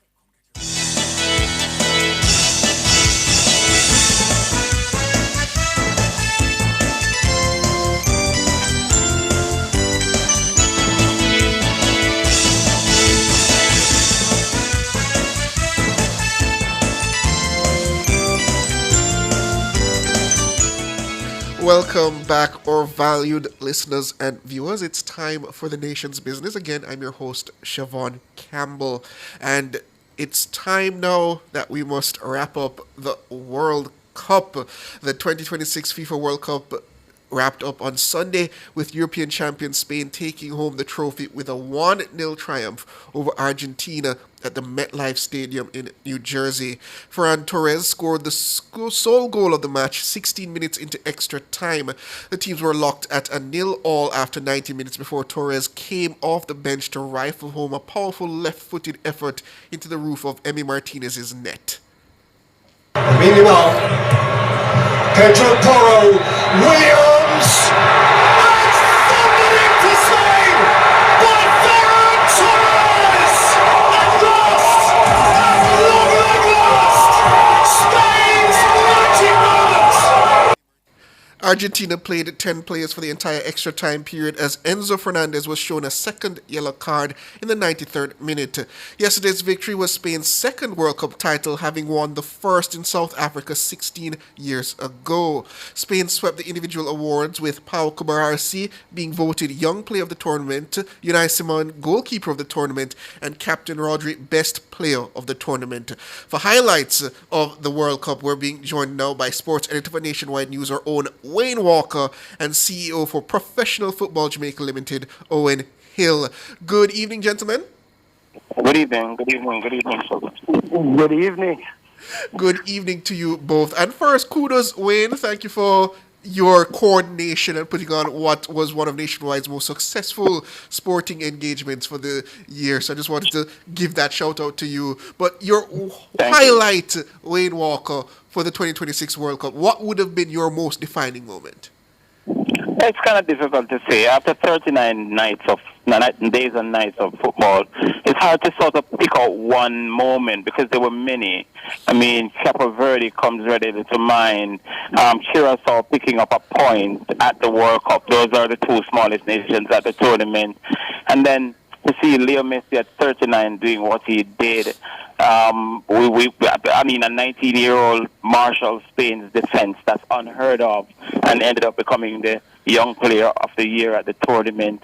There's many, but to see a team lifting the World Cup, and deservedly so, must be a highlight, because you want the best teams when they come to these sort of tournaments to win these tournaments. And in this case, the very best team at the tournament won. Yes, they might have come into the World Cup as the favorite, and people expected them to, at the very least, get to the final, and who knows, go on to win it.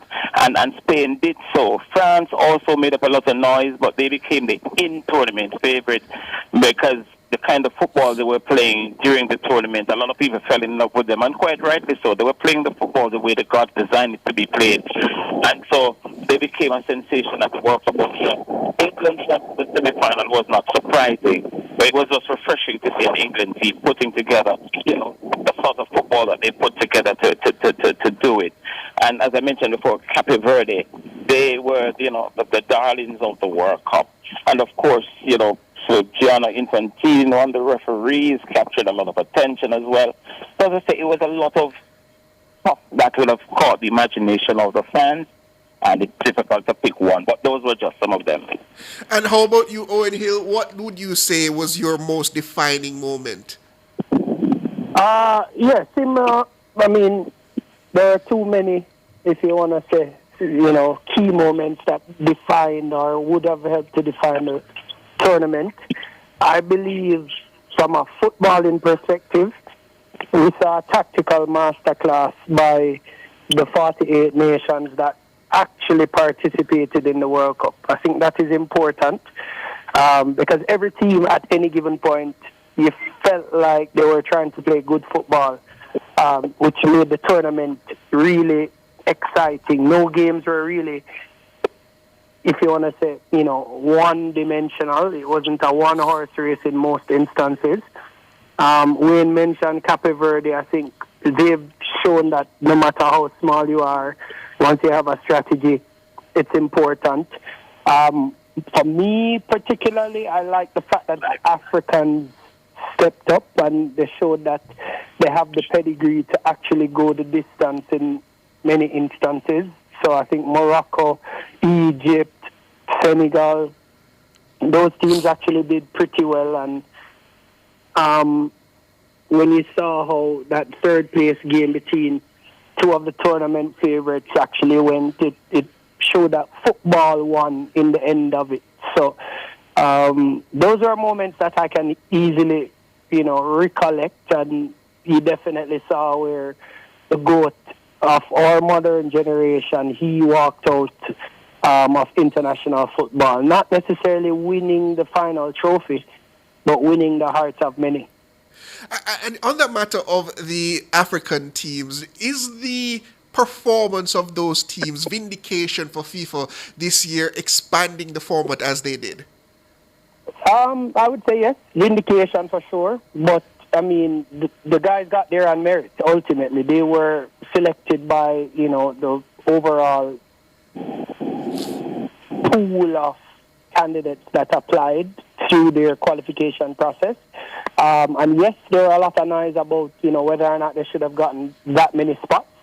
However, the quality that is existing across world football is showing. So the Africans came normally in tournaments like these, they would self-implode, they would fizzle.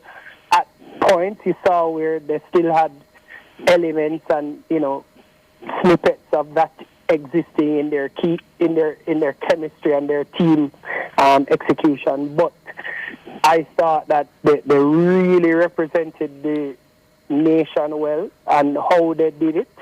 I think it was exciting. So it wasn't just free-flowing football. It was very strategic. It was tactical.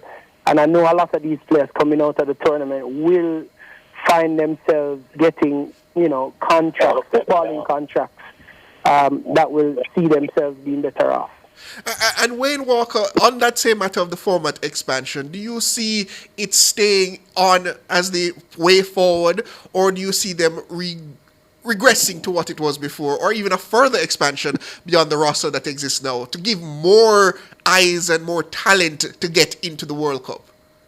Yeah, a lot of people had their own concern over that when it was expanded to 48. But so was this case when it was expanded to 32 from 28 as well. So every expansion is going to, sort of, get the eyebrows raising. I thought that 48 was marvelous. What I'd love to see them do, though, is to go up to 64. And if they go up to 64, what they'll do now is to go straight with the top two in each group, and then you'll still get the round of 32. Still the same number of games, because then you wouldn't have games having with 4 or 5 in one group. So I'd love them to go up to 64. It's been discussed right now, that the possibility of it, because there will be 5 countries hosting the next World Cup. It's a centenary World Cup. It's a 100 year of the World Cup. So they go Morocco, Portugal, and Spain in Europe, and they're going to be in Argentina and Uruguay. The reason they're going to be in Uruguay is because Uruguay won the first one, and then of course they plan to do it in Argentina because they were the defending world champions and so on. And it wouldn't make sense to come to South America and just do one country. So 64, I think, would be just perfect, and you just eliminate the 8 best third place teams. Just go straight 1-2, and so teams will have to start playing good football from the very get-go, because at the minute out, as it now stands, a team can recover after one game or decide what they do. When you have 64, you can't, because it's the top 2 in each. So I'd love to see that, but I think the 48 was brilliant. FIFA made a lot of money off it. It was the most successful World Cup in history. More people attended this World Cup than the last 2 combined. They made more money from commercial rights and everything. And even the president, Uncle Donald, was asking for the FIFA to look favorably at giving the USA the next World Cup after 2030. So successful was it, and FIFA is not averse to doing that. But the format, I think, it turned out brilliantly. I had my own concerns, and now I'm looking forward to 64. And there is that aspect as well. There is just the economic benefit for the expanded format, not just for those teams actively making it to the World Cup, but as you said, the commercial viability also improved with that format as well. Yeah, for sure. And the U.S., when a World Cup in the U.S. is safe money. What the U.S. has this unique thing about it, where it doesn't need people to be flooding into the country for stadiums to fill up. I mean, the people there in each city, you have from each country people who can fill the stadium. So the U.S. FIFA has that advantage of knowing that they don't need people to be coming into the States. And whenever you give the United States anything to put together, to produce, to sell, they sell it so very, very, very well. And the 1994 World Cup was a perfect example, which is why FIFA didn't have a problem giving the U.S. this time around, and considering giving them another one in the very, very short term, And as I say, everybody benefited from it financially. And that's what the U.S. does when you keep them big events like these. Look at what they did with the halftime show. A lot of people didn't like it. But if you ask NBC and the Fox and the CBS and so on, they'll tell you they made a lot of money off it. The hydration break was something new. Fox 1 in the United States made an additional $284 million off these little hydration breaks through commercials. So much so, somebody's on the line right now who would love to see it come to the local league. Because you see, it was a massive commercial success, and FIFA is happy today. They made $13 billion from it. And Owen Hill, to bring you back in there on that matter of the hydration break, I know you previously said it's something that you would see brought here into Jamaica. Are you still pursuing that plan? Yeah, definitely. I mean, aggressively too. I must tell you that, because I believe the economic benefits it's a twin reality. It's economic as well as physiological. So I think the concept of a hydration break, whatever you want to call it, it's important for us to look at the viability locally. I think it's an easy best case scenario to lead the way, I would say, in the Caribbean when it comes on to professional football, because we play in very hot climates, and we definitely could use that tactical break to earn commercial revenues in a product that requires inventory. So I think it would be a very good addition, and Jamaica being, the number one region in the Caribbean when it comes on to football, we've been ranked highest. I think this is a good opportunity to lead the way again by showing that we are following what best practices are. We're obviously curtailing it to our local jurisdiction and what works for us. And it's also an opportune time for, that kind of injection, that innovation. This is football innovation right in front of our faces. So, when we moved away from, old school football to new modern technology football that can be monitored and manipulated via those kinds of remote access technology, when we moved away from 3 substitutions to 5. Everything that we have been doing so far is football innovation. So I believe this is another wave of innovation that we probably need to catch on very soon, or we'll be left behind. And Wayne Walker, on the topic of football innovation, I know this is not the first World Cup tournament where the VAR system came under some heavy scrutiny and controversy in terms of how it has been utilized to make certain calls. Do you think that the technology in terms of VAR is now being too relied upon in terms of how it's being utilized to call some of these what one calls some faux pas, so to speak, in terms of questionable offside calls, questionable calls for foul, that without the technology would have, on normal play, allowed to go ahead? Yeah, a lot of us like to see the human element, you know. If an offside, I mean, in former years, when a referee makes a decision, whether or not it is correct, and nobody would know. It is his call, yeah? And so if you have the technology that can help you, why not use it to bring as fair as possible to the sport? People are now saying, yes, even with the technology, we're still having issues because the VAR is still having, making questionable calls and so on. I am for technology once it improves the calls, and VAR does. Why VAR is so controversial is because if it's the technology to help, and you still have questionable decisions when that technology is helping, the question is, why then? I wouldn't ask why then. I would ask, does it help even 1%? And if it does, I think we should keep it. What I think we should do is to try as best as we can to get it as correct as possible. What it shows, though, is that even technology fails us at times, and it is something that we have to live with. I think VAR has helped, yeah? And it's because people believe that VAR is the be-all and end-all and the high expectations of the stuff that it does. People are having an issue with it, but I think it helps. It's a technology, and if you can help the referees, remember, VAR only intervene in some decisions and not all. Yes, they add to this World Cup the corner. A team can ask the referee to look at the corner whether they made the right call on it, and one of the reasons why they did that is because VAR is about adjudicating on anything that leads to a goal, and the corner is something that oftentimes leads to a goal. Hence, they add it to the whole VAR spectrum this time around. But they can do so much and no more. But I'm for the technology. I think it should stay. I think we just need to tweak it and improve it a bit. But I think it should stay. We're up on a break, gentlemen. Please stay with us. A short break. We'll be right back.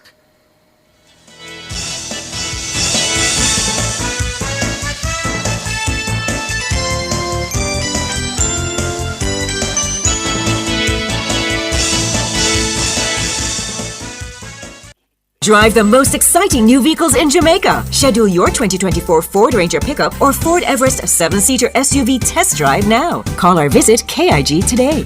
The time by KIG is... It's 6:41. Hey, turn up to 25. Turn up to 25. Could I drive out fresh in a MG ride with a staycation all-inclusive flex? Yeah. I touch a million cash. Yes. Smart TV, PS5, and home upgrade. Turn up your winnings this summer with Digicel. Sign up or switch to postpaid or Digicel Plus. Buy a SIM. Top up with 5 bills or more. Buy a 7-day plan or higher. A smartphone deal or just pay your bill. Authorized under Section 58.3 of the Betting, Gaming and Lotteries Act. Promotion period June 24 to September 5, 2026. Visit DigicelJamaica.com for terms and conditions. Enough power tool, big to small. Chaka my figure dig the wall. Upper Total Tools. Weed whacker figure trim the lawn. We have everything a job demand. Total Tools. We rent them, sell them and fix them. Also give Total Tools a call. When I say home improvement, landscape construction, a Total Tools are your option. Home improvement, landscape construction, Total Tools are your option. Total Tools located at 102 Main Street, Ocho Rios, 34 Slipe Road, Kingston, and lot C6 Jacksaw, Sentence Bay. Call us today. Multi-link, access every time, everywhere I go. Multi-link, 24/7 access for me. It's just a win-win when we use multi-link. This card is Jamaican built, yeah. Fast and secure, you can use anywhere, spend while supporting the economy. Look for the multi-link logo on your card and benefit from Jamaica's largest debit payment network. Multi-link, 24/7 access for me. What would I do without my multi-link?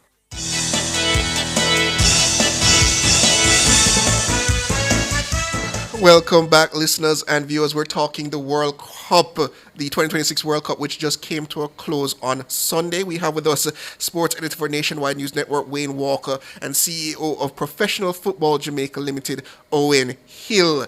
I see a comment here on YouTube from Booker T, who says, "Without technology, big teams get preferential treatment." And it reminded me that we had a few controversies this World Cup in terms of calls made by the referees, and one of those calls, or one of those beliefs, was that at least one team, a certain blue and white team, was assisted, so to speak, throughout the tournament through questionable calls by the referees, preferential treatment from the referees. Owen Hill, did you see any suggestion of that out there during the actual play?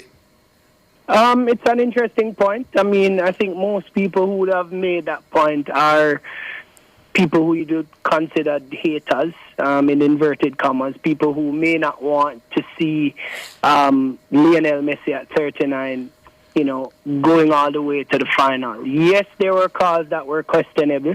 I don't think there was a concerted effort to, or a conspiracy to try to get Argentina where they were. They were just on an easier side of the bracket, if you ask me, and they delivered. Every game that presented itself, they delivered it. In some instances, VAR could have made calls that were against them. I mean, such as the game number 1 with their star player, Lionel Messi, could have possibly a red card, that is. He wasn't shown any. But I don't think there was any concerted effort. I mean, the referees are humans. I mean, VAR is technology, so it shouldn't be, contrite by the human element. But at the end of the day, people go to these games to see the massive mega stars. So if I'm in any position in that regard and I would have had to make a questionable call that would have ruled out Argentina, who knows? I may have made, the calls for them. And I'm not saying that has happened with the referees, but if it did, then I think the world benefited from that. And Wayne Walker, the other controversy surrounding the referees, where they had to oftentimes come out and defend their decisions to the teeth, and as well as the other situation where in one instant case it would seem that they caved to political pressure from the President of the United States. It didn't seem that's what happened. I was trying to be diplomatic. Well, you don't have to, because the president said it himself that he called. What he did is threw the FIFA president under the bus. But that's Donald Trump. He's unorthodox. He's a sort of unique individual. And no other president, I think, one, would have called the FIFA president. And two, even if they did, they wouldn't come out and call a press conference to tell you that they called the FIFA president and ask him to have a look at it. One of the strangest thing about it was that Donald said he didn't know what a red card was, but he thought it was wrong to give him the red card, and that was just weird, But as Owen said, people go there. I don't like when they say, there's another layer to this whole thing, because there's a sensor in the ball that Adidas put in it, and what that sensor did was to send to the VAR computer in real time who touched the ball, where the player was when the ball was played to him. So no longer they need to look at a video for that, because the ball that's involved in that play tells you who kicked it and who was when it was kicked. So FIFA is trying its utmost to bring the game down to its fairest. It will not get it 100% right, but you can see they're trying. What they want to do is when they get off that field, there was no advantage or unfair advantage to any of the two teams on the field on that day, or to any of the 22 players on that field. And I can see it. I really do understand it, which is why I'm a big fan of VAR. Again, it's the expectation why people don't accept some. VAR gets strong as well, but people expect that once you bring the technology, everything should be hunky-dory, 100% correct all the time. You're not going to get it that way. And VAR has been around for a little while now, and I think eventually we're going to have to come to accept that, even technology mess up at times. Well said. That's sports editor for Nationwide News Network, Wayne Walker, and we also have with us CEO for Professional Football Jamaica Limited, Owen Hill. Gentlemen, thank you for joining me this evening. All right, not a problem. Yeah, man, not a problem. We take a quick break, listeners, and we come back with Around the World.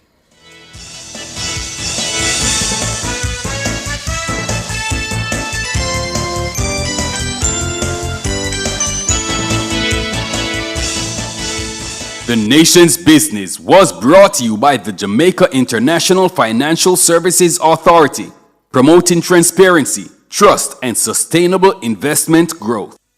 The Jamaica International Financial Services Authority promotes Jamaica as a jurisdiction for international financial services. Visit JIFSA at jifsa.gov.jm. The time by JIFSA is... It's 6:49. For all your electrical needs, visit ABC Electrical Sales. They stock a wide variety of electrical supplies including plugs, switches, panel boards and conduits, plus energy-saving fixtures. ABC Electrical Sales stocks brands like GE, Siemens, Philips, Cutler Hammer and Allen Bradley. They also offer free island-wide delivery just to suit your needs. Visit them at Shop 8, Hagley Park Plaza, Kingston 10 or call 876-754-3714-5 or 876-754-3825-8. ABC Electrical Sales, for a better choice in the electrical business. Hey, turn up to 25. Turn up to 25. Could I drive out fresh in a MG ride with a staycation all inclusive flex? Yeah. I touch a million cash. Yes. Smart TV, PS5, and home upgrade. Turn up your winnings this summer with Digicel. Sign up or switch to postpaid or Digicel Plus. Buy a SIM. Top up with 5 bills or more. Buy a 7-day plan or higher. A smartphone deal or just pay your bill. Authorized under Section 58.3 of the Betting, Gaming and Lotteries Act. Promotion period June 24 to September 5, 2026. Visit DigicelJamaica.com for terms and conditions.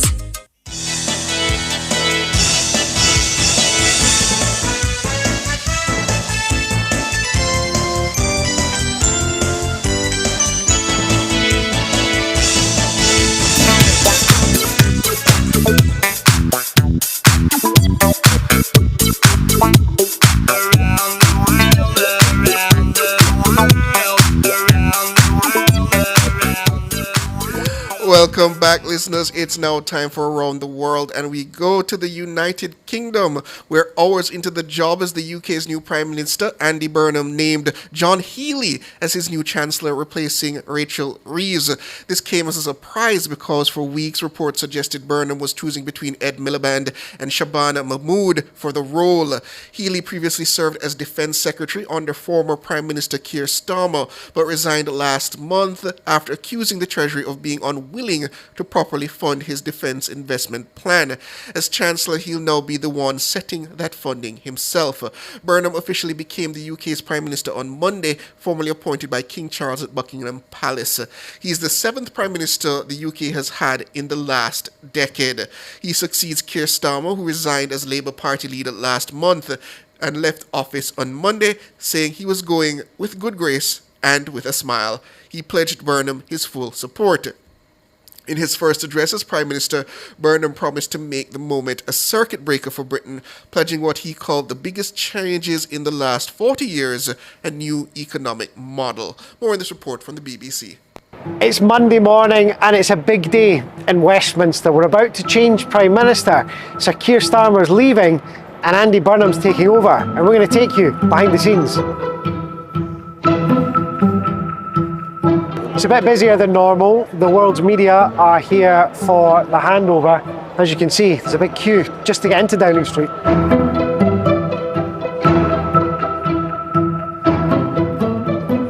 We are up the end of Downing Street. This is where all the BBC radio points are. If you look down this way, you can see broadcasters from around the world.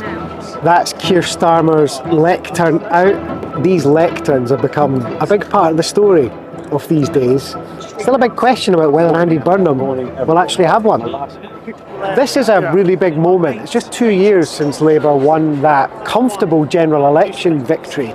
At that point, it seemed like Keir Starmer was going to be in the job for a long time. He talked about 2 terms, 10 years in power. Here we are today, and he's leaving. It is a big moment to change Prime Minister, and this is happening more and more. Andy Burnham is about to become the 7th Prime Minister in just over a decade. I've been here in Downing Street for quite a few of these handovers now. Larry the cat is one of the few things It's stayed the same here.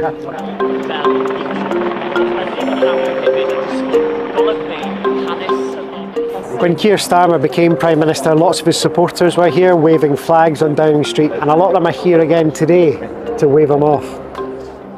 Here are some more of Keir Starmer's supporters coming out of 11 Downing Street, including some of his political staff. One of the brutal things about days like this is they will lose their jobs when Keir Starmer stands down as Prime Minister. They'll go back into number 11 after his speech, but then they'll have to leave through the back door so the new team can come in for Andy Burnham. There were some questions raised when Keir Starmer announced his resignation that the Chancellor didn't bother to come down from number 11 to watch. She is here today. There's no shortage of people here to show their support for Sir Keir Starmer. Senior people in the Labour Party, there's Sir Sadiq Khan, the Mayor of London, Cabinet Ministers are here as well. It's worth remembering that although he's being booted out, there are a lot of people in the Labour Party who still really rate Keir Starmer, not least for taking Labour from opposition back into power.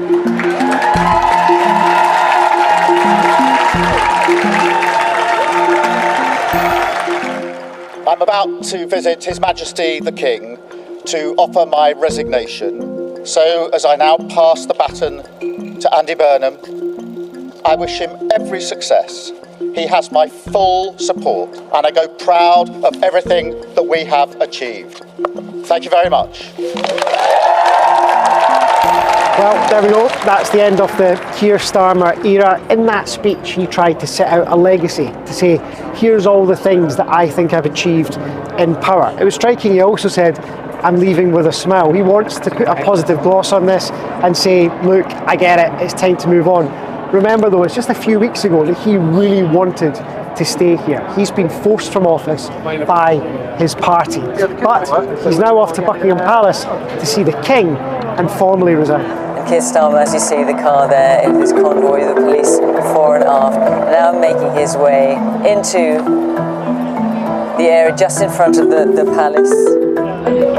And we have now the official picture of Keir Starmer tendering his resignation. So it's just coming up for midday. We've just seen the pictures from Buckingham Palace of Keir Starmer meeting the King. Here in Downing Street, everybody's waiting for the new guy. Some of the staff in there will be moving out their things, going out the back door to let the new staff in. There are hundreds of people here today. This isn't normally here. They built this just for the changeover of Prime Ministers.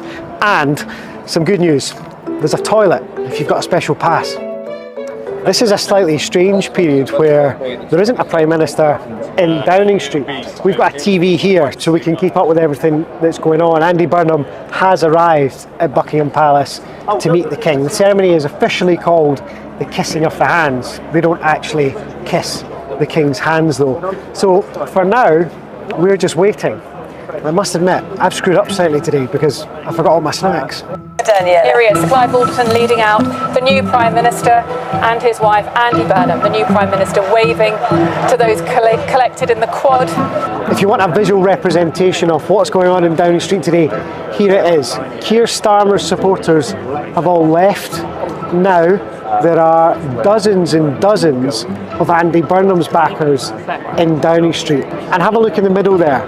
There's no lectern. There's two microphones instead. It looks like Andy Burnham's going to be the first Prime Minister in some time not to have that lectern when he arrives in Downing Street. Here we go. Andy Burnham has just arrived in Downing Street from Buckingham Palace. He's about to walk up the street and give us the most important speech of his life. What a few weeks this has been for Andy Burnham. Remember, until that Makerfield by-election, he wasn't even a Member of Parliament. Now, he's about to walk into number 10 as Prime Minister. I have just come from Buckingham Palace, where I have accepted His Majesty the King's invitation to form a government. We will help people to live well, building a more preventative state, investing in people's success rather than paying for failure. And that work starts now. I will soon go through that door behind me and issue my first instruction. So there you have it, listeners. The UK on the new Prime Ministership with Burnham replacing Keir Starmer. 1.5 years, a year and a half is the average term of a Prime Minister in the UK over the last 10 years, with David Cameron holding the job the longest at 6 years, and Liz Truss, unfortunately, holding the job for the shortest period in UK history, only serving 49 days in that top seat. So we'll see what Andy Burnham delivers on. He has a lot of work to do to recapture the voting base there in the United Kingdom with the resurgence of, the surge of other parties such as Reform UK and a bit of a splintering in the British politic. So we'll see how he rises to that challenge in the coming days and see if he can better his predecessors in terms of lasting in the office. But that's where we have to leave it, listeners. Thank you for joining us here at Nationwide at 5. Please stay tuned for the comments section with Mahiri Stewart, and my lovely Shalois Michael is also back, so it's happy to see that as well. Thanks to our super producer Dana Davey, assisted by her production assistant Rihanna Fullerton. Thanks to our technical operator for the evening, Damian Cunningham, as well as the best news and production department in the business, led by the very capable Cara Powell. I was your host this evening, Siobhan Campbell. Thanks to you all for joining me, and have a good evening.